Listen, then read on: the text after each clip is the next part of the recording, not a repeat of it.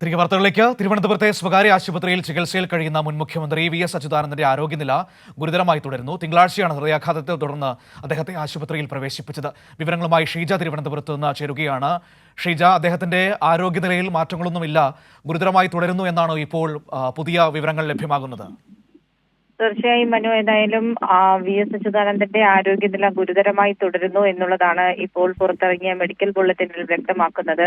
ഇത് ഇന്ന് രാവിലെ മെഡിക്കൽ ബോർഡ് ചേർന്ന് വി.എസിന്റെ ആരോഗ്യനില സംബന്ധിച്ചുള്ള കാര്യങ്ങൾ പരിശോധിക്കുകയും വിലയിരുത്തുകയും ചെയ്തിരുന്നു. അതിന്റെ അടിസ്ഥാനത്തിലാണ് ഈ മെഡിക്കൽ ബുള്ളറ്റിൻ ഇപ്പോൾ പുറത്തിറങ്ങിയിരിക്കുന്നത്. വി.എസ്.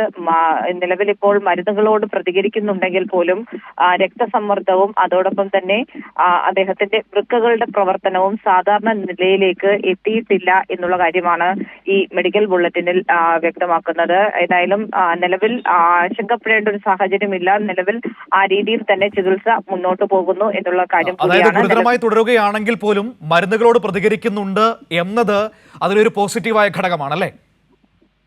തീർച്ചയായും മരുന്നുകളോട് അദ്ദേഹം പ്രതികരിക്കുന്നു എന്ന് തന്നെയാണ് ഡോക്ടർമാർ വ്യക്തമാക്കുന്നത്. കാരണം ഈ രീതിയിൽ കഴിഞ്ഞ ദിവസമാണ് 72 മണിക്കൂർ നീണ്ടു നിൽക്കുന്ന ഒരു ഡയാലിസിസ് അദ്ദേഹത്തിന് ചെയ്തിട്ടുണ്ടായിരുന്നത്. ആ സമയത്ത് പോലും ക്രിയാറ്റിൻ ലെവലെല്ലാം കുറയുന്ന രീതിയിൽ അതിനോട് പോസിറ്റീവായി തന്നെയാണ് വി.എസ്. പ്രതികരിക്കുന്നത് എന്നുള്ള കാര്യം ഡോക്ടർമാർ വ്യക്തമാക്കിയിരുന്നു.